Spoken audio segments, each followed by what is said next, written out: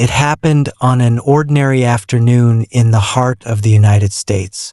A well-dressed black man walked into a car dealership, confident, composed, and clearly familiar with the place. But within minutes, he was approached by staff, questioned suspiciously, and ultimately asked to leave.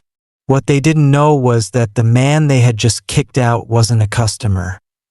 He was the owner. The CEO, Raymond Johnson, didn't argue.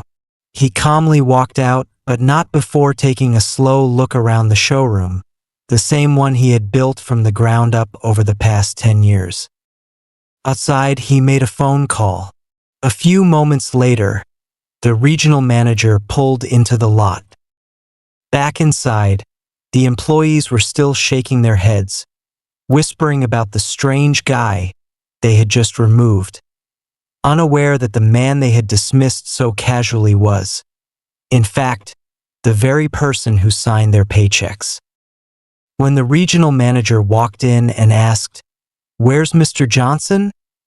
their faces went pale. One of them stammered, "You mean, that was him?" No one said a word. Raymond re-entered moments later, this time with the full weight of authority behind him. But instead of anger, he carried something else in his voice: disappointment. And what happened next? Well, the story isn't over yet. The room fell into silence as Raymond Johnson stood in front of his own staff, people he had personally interviewed, trained, and trusted. He looked around, not with fury, but with a calm intensity that made everyone uneasy. "I built this place with the idea that everyone would be treated with respect, customers and employees alike," he said quietly. "But today I walked in as myself, and none of you recognized me. Instead, you judged me by my skin, by my appearance." No one could meet his eyes.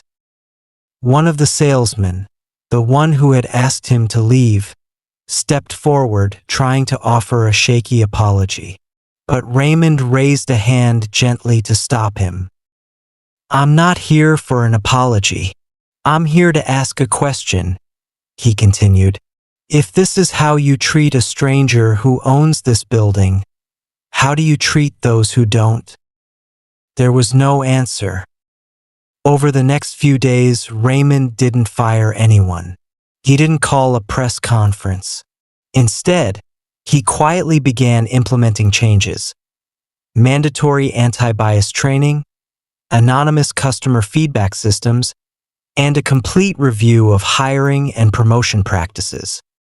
Some employees quit, others stayed and listened. But word of what happened had already begun to spread. Local media picked it up, then national outlets. The story struck a nerve, and not just because of who Raymond was, but because of how often it wasn't someone like him getting justice. And Raymond? He still walks into his dealership. Every morning, every afternoon. No security, no announcement, just a man walking into a place that bears his name. But now, people see him. And though the story isn't over yet, not for him, not for the country, it's beginning to sound like change.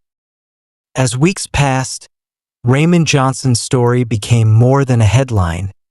It became a conversation, not just in dealerships, but in boardrooms, classrooms, and community centers across the country. People debated, was it racism? Was it just a mistake? Could it happen anywhere? Raymond remained silent in the media, refusing interviews. He wasn't looking for fame. Instead, he focused on something deeper, using the moment not for punishment but for progress. One morning, he met privately with the staff who had asked him to leave that day. No cámaras. No press, just a circle of chairs, some coffee, and a lot of discomfort. "I want to hear from you," he said simply. What followed was hours of honest, painful conversation about assumptions, fear, unconscious bias, and how easy it is to fall into patterns, especially in an industry built on appearances. Some cried. Some couldn't speak. One young man, new to the team, confessed he had never worked under a black boss and never imagined he would. "I didn't even know this dealership was black-owned," he admitted. Raymond nodded. "That's part of the problem." Since then, things have changed slowly, imperfectly, but undeniably. Raymond began mentoring other minority business owners in the automotive space. He partnered with local colleges to create internship opportunities for underserved students.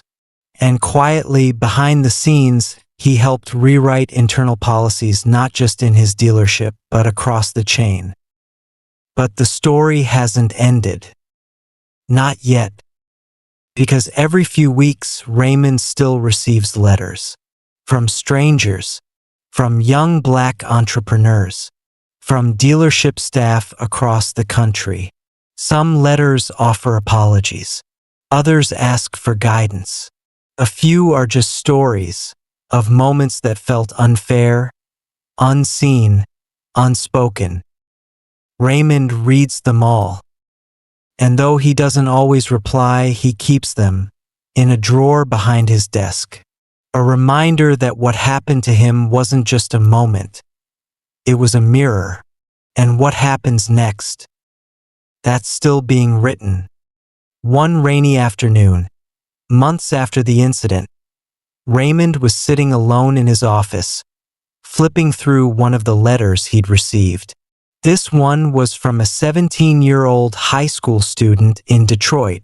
"I never thought someone like me could own something that big. When I saw your story, it made me believe maybe I could too." Raymond closed the letter slowly, sat back, and stared out at the dealership lot. Rows of gleaming cars, customers browsing under umbrellas, staff going about their day. Everything looked normal on the surface. But he knew better. The quiet moments had become the real work. Mentoring, listening, guiding people through uncomfortable truths. He had started hosting small community roundtables in the dealership after hours. No press, no big slogans, just raw conversations. Some nights, former employees returned, not to ask for jobs, but to apologize or to say thank you. One night, a staff member, the same one who had told him to leave, stayed after the meeting. He fidgeted with his keys, then finally said, "Mr. Johnson, I'm not the same person I was that day. I'm trying to be better. I just wanted you to know that." Raymond nodded. That's all I ever wanted. Still, outside the walls of his dealership, the world hadn't changed much. Raymond continued to receive stories from people across the country. Customers turned away, business owners dismissed, dreams deferred. It weighed on him. So he started something bigger. A foundation, quiet, local at first, aimed at supporting young black entrepreneurs in the auto industry. No fanfare, just access, capital, mentorship, training. The kind of access he never had when he was starting out. And yet, even with all the good that was growing from that one painful day, Raymond often reminded himself and others, "This story isn't about me. I just happened to be the one they kicked out that day." The real question is, how many stories like mine never get told? He still walks through the dealership each morning. Still watches the staff greet every customer. Still listens. Because the story, his story, hasn't ended.